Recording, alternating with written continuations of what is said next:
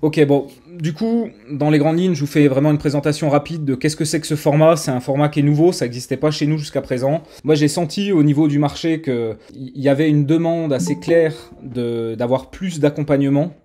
J'ai senti aussi qu'on n'était pas capable d'en offrir suffisamment. On n'avait pas les offres adaptées. Et puis, j'ai senti aussi que voilà, les heures de coaching que je vends à 500 balles de l'heure, c'est clairement pas à la portée de tout le monde. Donc, il y a eu plusieurs réflexions qui sont nées de tout ça. La première réflexion, c'est de se dire comment on peut offrir de l'accompagnement qui sera plus que ce qu'on peut faire sur Discord. Discord, c'est top et je pense qu'on a vraiment une super participation. Quasiment toutes les questions sont répondues. Donc en ça, le Discord, il est vraiment appréciable et vraiment utile au quotidien. Maintenant, il y a quand même des fois où on va nous poser des questions sur Discord et où on va être limité. Et où moi, le premier, je vais dire, écoute, sur Discord, là, comme ça, honnêtement, te répondre, je ne sais pas comment le faire.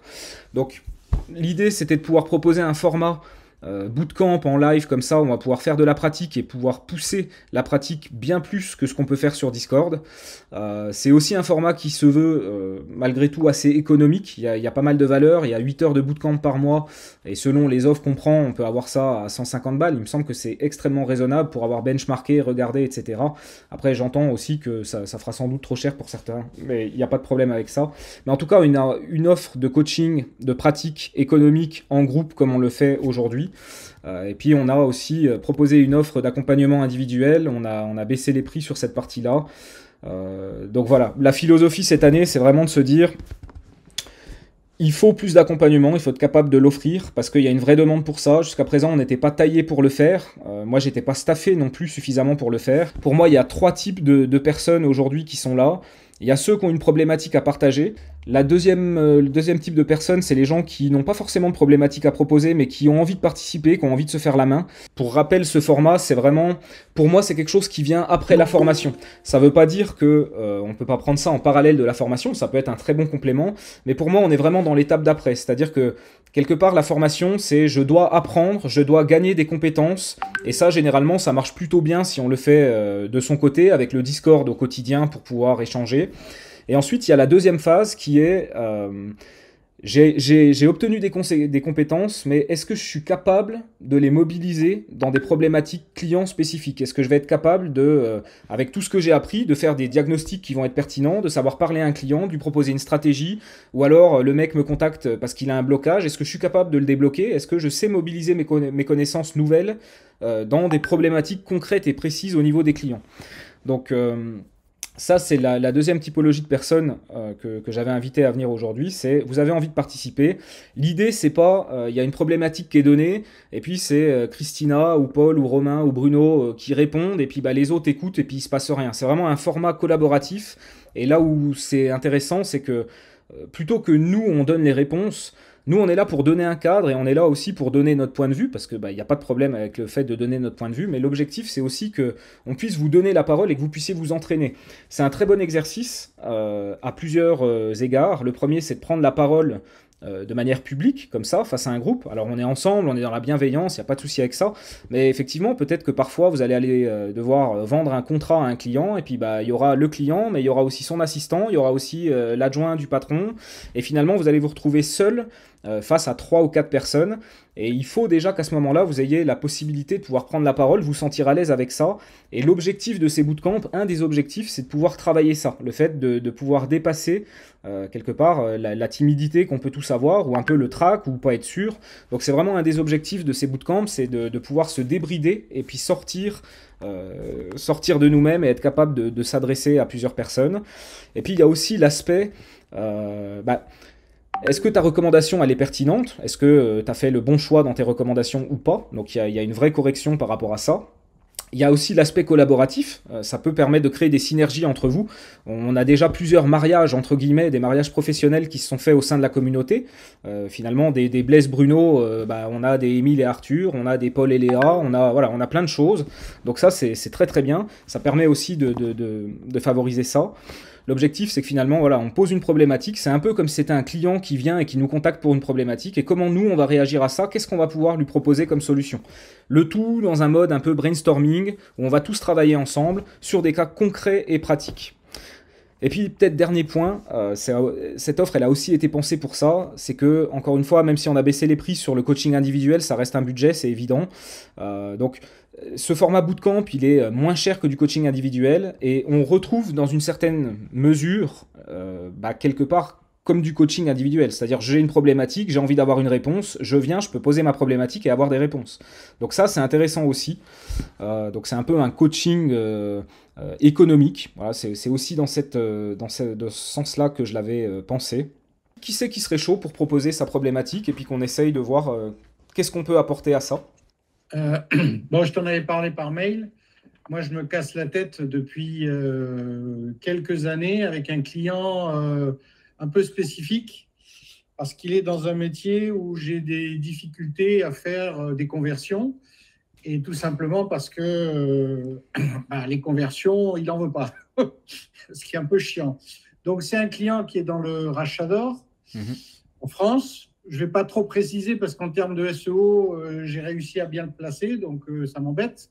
C'est OK. Qu'on puisse le trouver. En termes de Google Ads,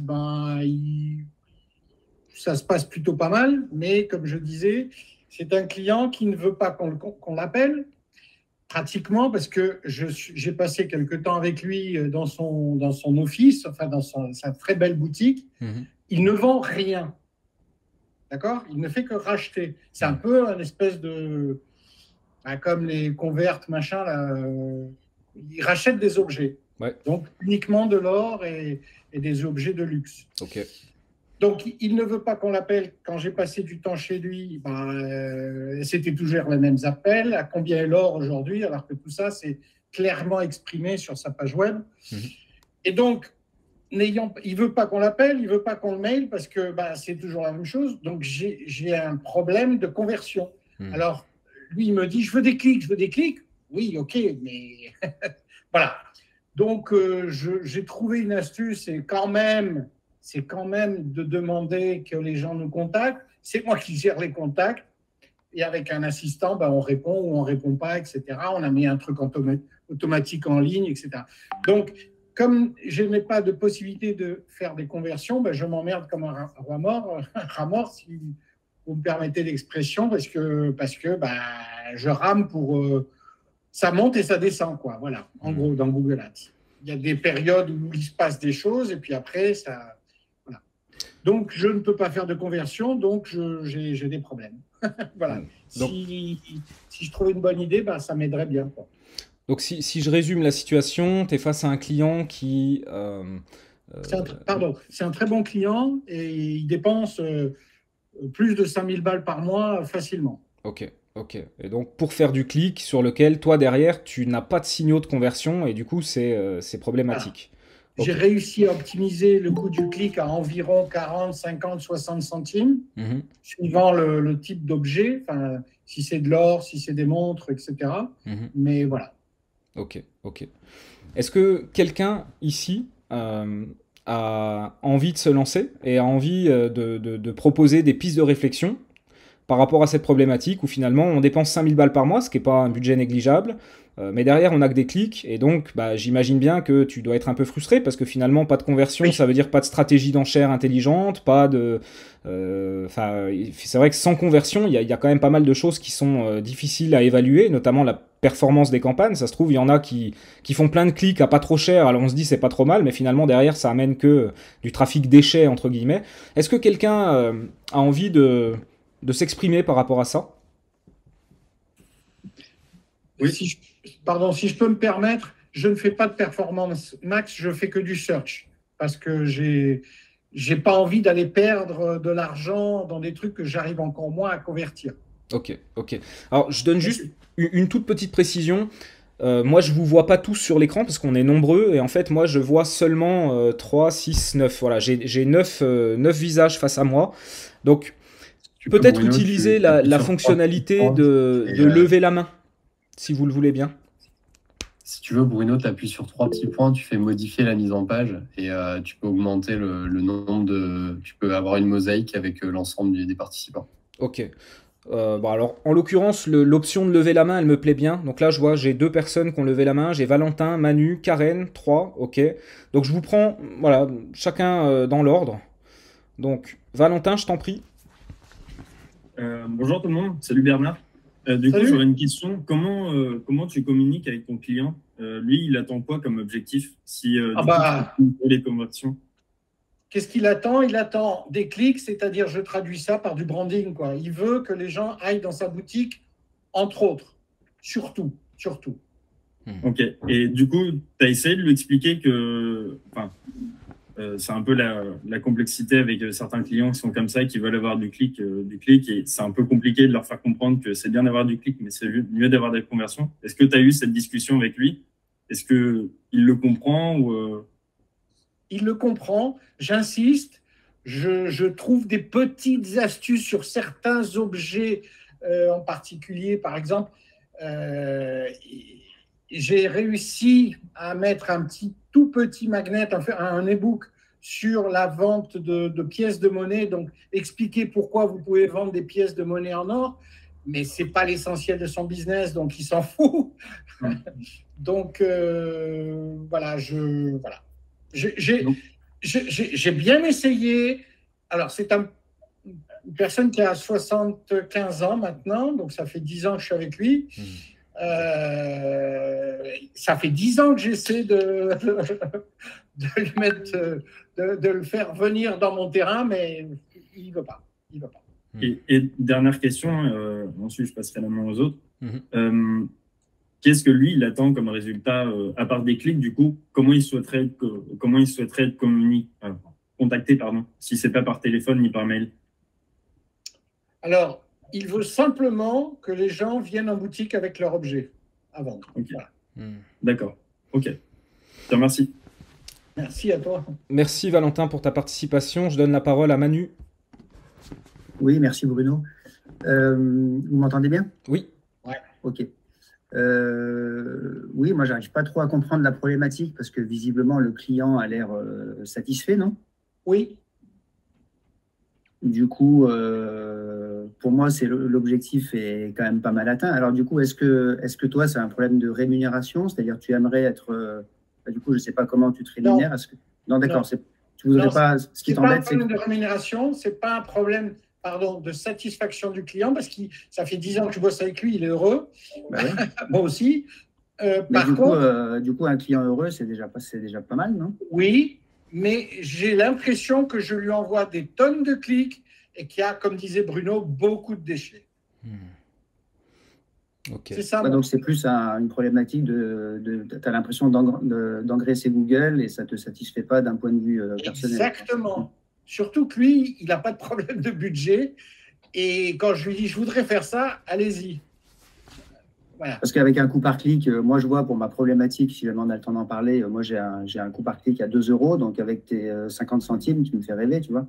Non, mais je te fais rêver, effectivement, mais en même temps, moi j'ai pas de conversion derrière. Donc j'essaie de réduire le plus possible avec des astuces, des machins, le prix du clic. Mais comme j'ai pas de conversion, bah, je sais pas si sur 100, il y en a 80 qui cliquent juste pour savoir, juste des curieux, quoi. C'est ça qui m'embête. Oui, mais après, pour moi, du coup, j'apporte pas de solution, là, désolé, hein, c'est peut-être côté de la plaque dans mon intervention, je sais pas.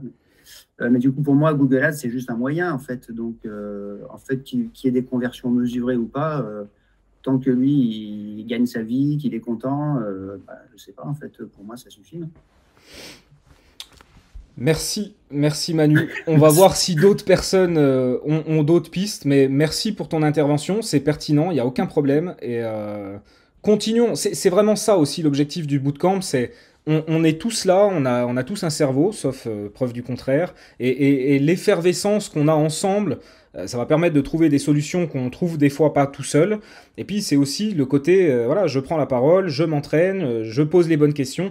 Tout ça, c'est très positif. Donc je donne la parole à Karen. Oui, coucou tout le monde. Bonjour Bernard. Alors moi, j'aurais une suggestion à te faire. Déjà, ma première question, c'est est-ce que ton taux d'impression est bien à 100% sur tes 5000? Ok.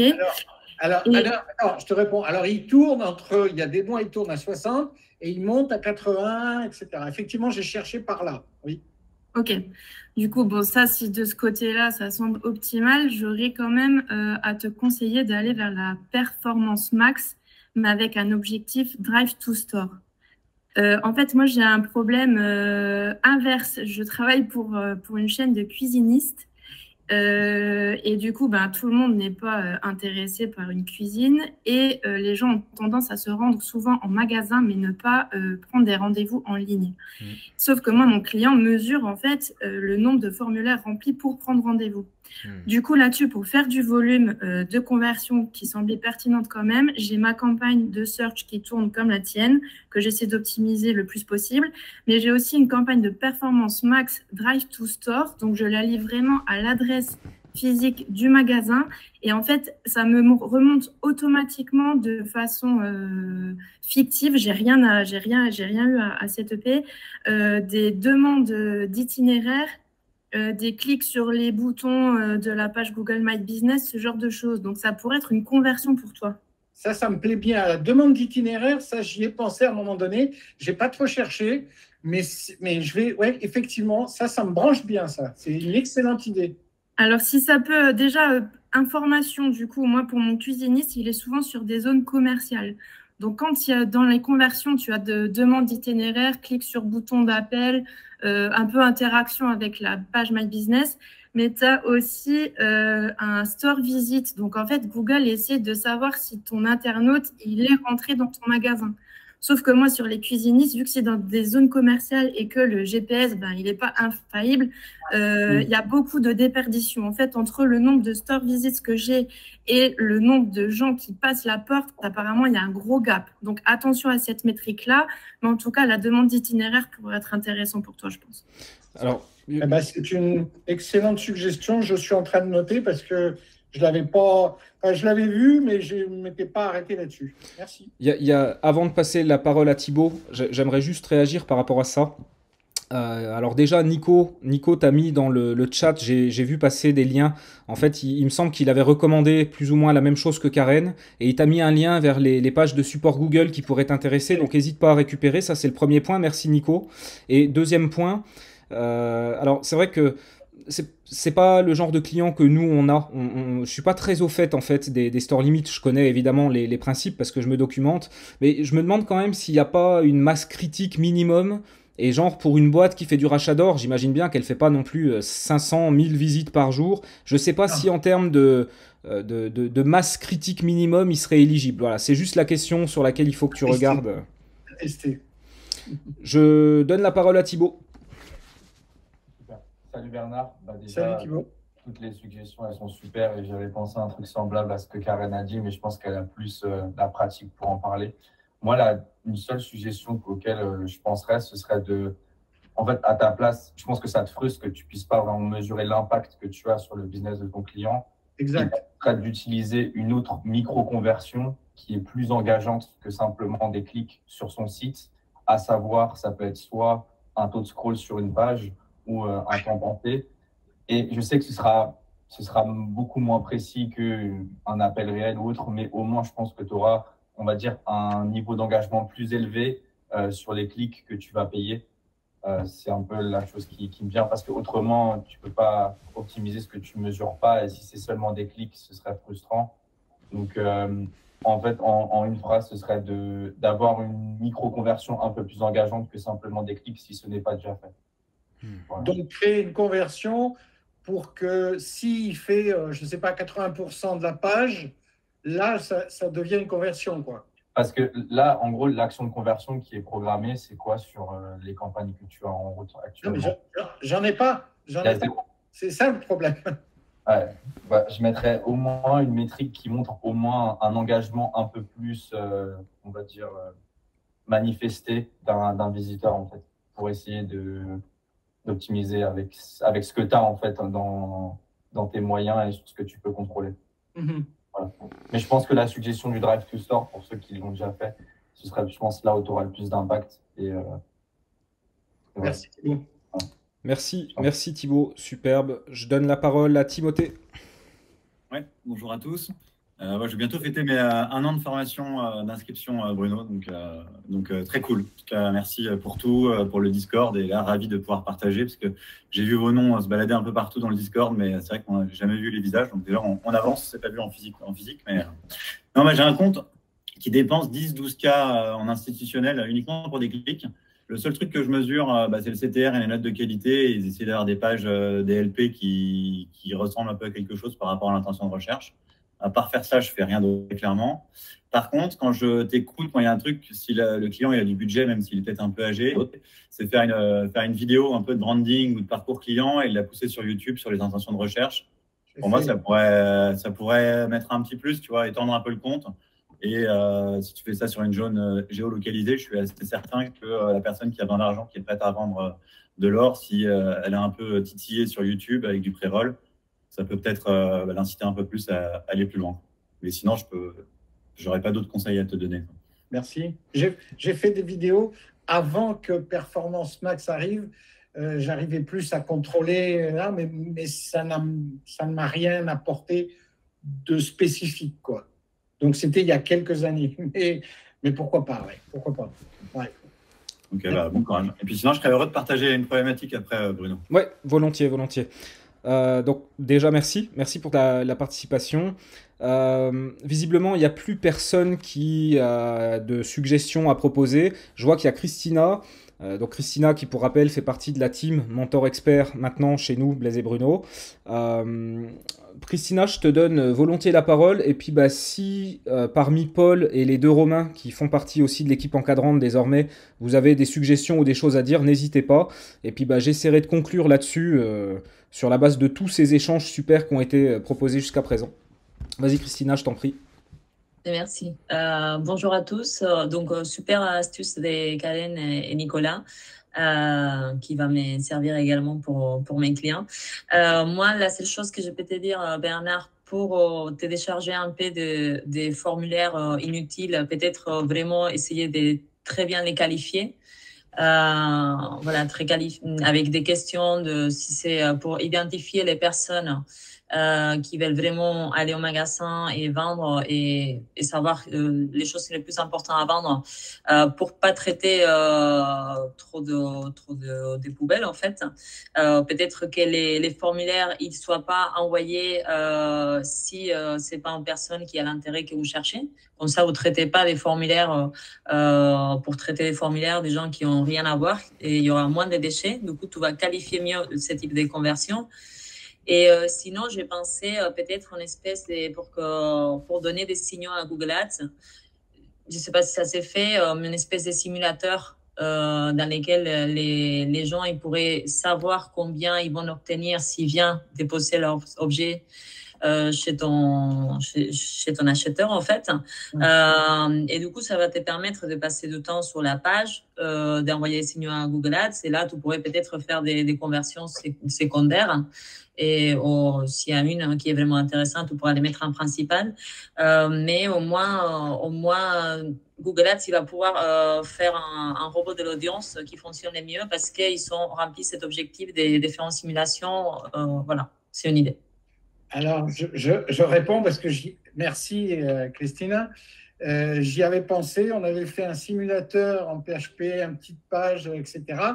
Le gros problème, c'est que, et ça existait quand l'or était encore plus fort il y a quelques années, c'est qu'il y a beaucoup de petits malins qui faisaient, enfin, tous les gens qui étaient online, qui faisaient ce genre de choses, et derrière, il y avait beaucoup d'arnaques. Parce que la personne, elle va dire, j'ai une gourmette qui pèse, 100 grammes, et puis après, en fait, avec les taxes, les machins, les trucs, les machins, elle ne récupère que, un tiers du prix officiel de l'or.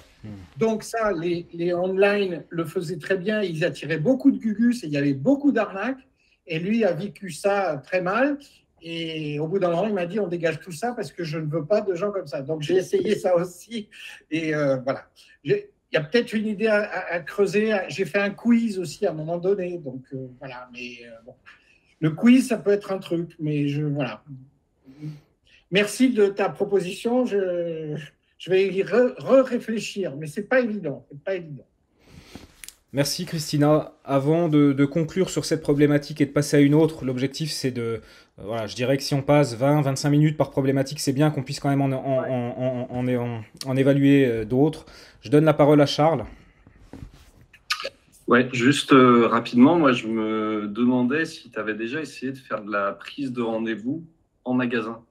parce que moi, je sais qu'on a déjà mis ça en place. Alors, on le fait plus sur Facebook Ads, mais c'est aussi faisable. C'est-à-dire qu'avec Calendly, tu peux avoir un tracking qui redirige vers Google Analytics et après, tu peux rebasculer. Alors, je sais pas si c'est très RGPD, mais en tout cas, nous, on le fait et je sais que sur Facebook, tu vois, on a un très bon tracking comme ça.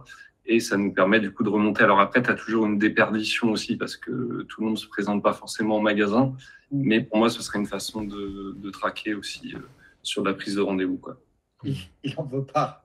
Il n'en veut pas parce que la boutique est ouverte tout le temps. Enfin, je veux dire, elle est ouverte à des horaires normaux, mais il n'en veut surtout pas parce qu'il sait que ça coince les gens, etc. C'est pas du professionnel, le mec la personne qui vend son or, elle est dans le besoin, elle veut tout de suite, etc. Elle veut pas de rendez-vous. Enfin, c'est assez bizarre comme. Voilà. J'ai essayé de lui demander, on fait de la prise de rendez-vous, ça me permettait d'avoir une superbe conversion avec, etc. Puis finalement, il n'en a pas voulu. Donc voilà. C'est pas évident. Je pense que vous avez fait le tour de toutes les suggestions possibles. Je vous en remercie. Mais je rame. Écoute, ok, je conclus brièvement cette problématique-là. Alors effectivement, il y a des super choses qui ont été proposées. Merci à tous, vraiment beaucoup pour votre participation. C'est top que vous ayez, c'est top cette effervescence, c'est génial cet effet de groupe, je suis fan. Moi, pour conclure, ce que je retiendrai de tout ça, tester donc les visites en magasin avec quand même cette question sur est-ce qu'il aura la masse critique. À mon avis non, mais ça peut avoir évolué. Moi j'étais à une époque où je regardais ça et où il fallait quand même beaucoup de volumétrie. Peut-être qu'ils ont descendu les thresholds au fur et à mesure, donc à vérifier. J'aime beaucoup la proposition de Thibaut aussi de dire si à défaut d'avoir quoi que ce soit de mieux, tu peux au moins essayer de regarder. Tu pourrais par exemple déclencher une conversion sur le fait qu'une personne elle reste au moins 1 minute 30 et qu'elle a vu la page en entier par exemple. Puis ça pourrait te donner un signal de conversion. Typiquement dans GA4, tu peux tout à fait créer une audience de gens qui sont restés 1 minute 30 au minimum et puis qui ont vu la page en entier. Et puis tu peux créer un événement qui va être associé au fait qu'il y a une nouvelle personne qui rentre dans cette audience. Ensuite, cet événement, t'en fais une conversion et cette conversion, tu l'importes dans Google Ads. Et du coup, tu te retrouves avec une conversion dans Google Ads qui correspond quand même à... ça te fait une passoire, ça te fait un filtre. Tu auras peut-être 40% des gens qui seront restés plus d'1 minute 30 et qui auront lu en entier. Et potentiellement, ça peut être un bon signal à envoyer à l'algorithme, à défaut de mieux. Voilà. Moi, c'est ce que j'avais envie de te dire pour terminer. Après, comme Charles, j'aurais bien proposé de dire c'est du rendez-vous uniquement. Donc, il faut bien qu'à un moment donné, les gens puissent remplir un formulaire puis prendre rendez-vous. Mais si le client il est contre, c'est OK. De toute façon, c'est le client qui décide. Voilà. Je dirais que pour ma part, sur cette problématique... c'est ce que j'avais envie de te partager aussi.